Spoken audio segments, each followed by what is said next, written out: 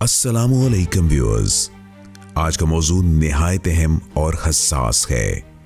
ایران اور اسرائیل کے درمیان جاری کشیدگی۔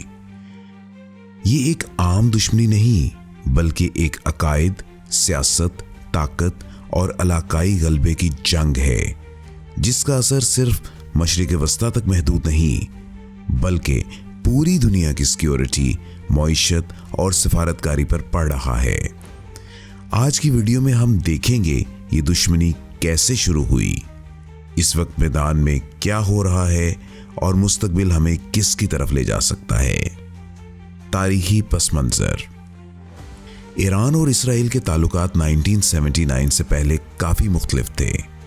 شاہ ایران کے دور میں دونوں ممالک کے تعلقات دوستانہ تھے، حتیٰ کہ ایران پہلا مسلم ملک تھا جس نے اسرائیل کو تسلیم کیا اور تجارتی روابط بھی قائم کیے۔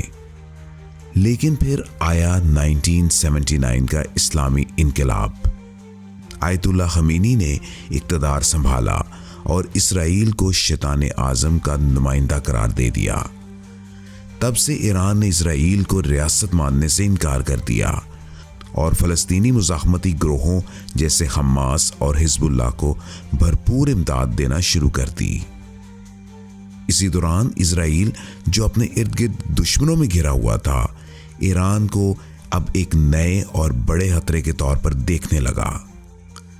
پھر ایران کا جوہری پروگرام منظر عام پر آیا اور اسرائیل نے اسے اپنے وجود کے لیے خطرہ قرار دیا۔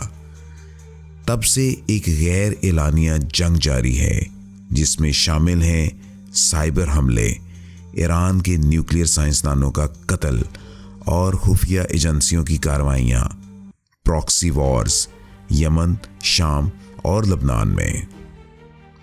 حالیہ صورتحال۔ 2025 کے آغاز میں ایران اور اسرائیل کے درمیان کشیدگی ایک نئے خطرناک مرحلے میں داخل ہو گئی۔ ایران فلسطین کی عوام کے ساتھ کھڑا رہا اور کوشش کرتا رہا کہ ان کے حق دفاع کو بھرپور طریقے سے پیش کیا جا سکے۔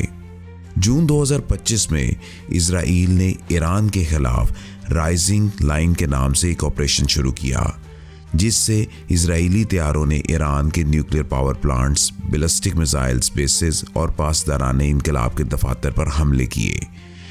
اسرائیلی حملوں سے ایران کے اہم جوہری مراکز جیسے نظران، اصفہان، فردوت کو نقصان پہنچا۔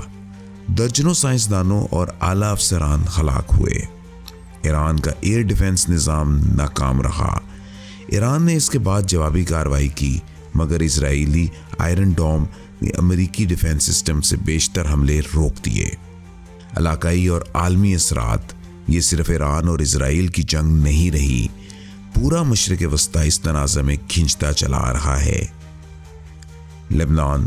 حزب اللہ، جو ایران کی حمایت یافتہ تنظیم ہے، نے اسرائیل پر بارڈر سے راکٹ فائر کیے۔ اسرائیل نے جوابی حملے کیے اور اس سے جنوبی لبنان میں بہت تباہی پھیلی۔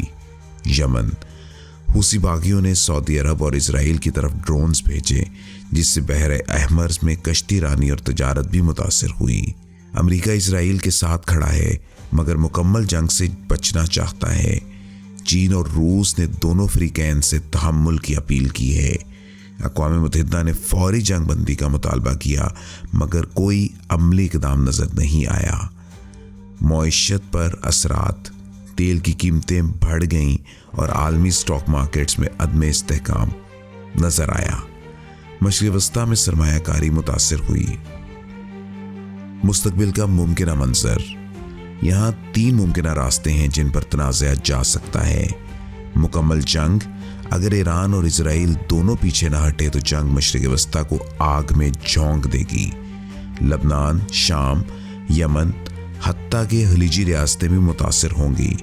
ایران اگر جوہری ہتھیار بنانے کے قریب پہنچا تو اسرائیل ممکنہ طور پر آخری اقدام اٹھا سکتا ہے۔ پراکسی وار کا تسلسل۔ دونوں ممالک براہ راست جنگ سے گریز کریں گے مگر شام، لبنان، عراق اور دیگر علاقوں میں ایک دوسرے کے خلاف پراکسیز کو استعمال کرتے رہیں گے۔ تیسرا، سفارتکاری اور جنگ بندی۔ اگر عالمی طاقتیں خاص طور پر امریکہ، چین اور ترکی مؤثر سفارتکاری کریں تو جنگ بندی ہو سکتی ہے۔ ایران کی طرف سے بعض اشارے ملے ہیں کہ وہ مشروط مذاکرات پر آمادہ ہے، مگر اسرائیل اعتماد نہیں کرتا۔ ناظرین، ایران اور اسرائیل کا تنازع محض دو ممالک کی دشمنی نہیں بلکہ پوری دنیا کے لیے ایک لمحہ فکریہ ہے۔ یہ تنازع ہمیں عالمی جنگ کی دہلیز تک لے جا سکتا ہے۔ اگر فوری طور پر سفارتی اقدامات نہ اٹھائے گئے، ہمیں بطور انسان، بطور مسلم دنیا اور بطور عالمی برادری اس بات پر زور دینا ہوگا کہ جنگ کسی مسئلے کا حل نہیں۔ ہمیں امن، بات چیت اور سمجھوتے کی راہ نکالنی ہوگی۔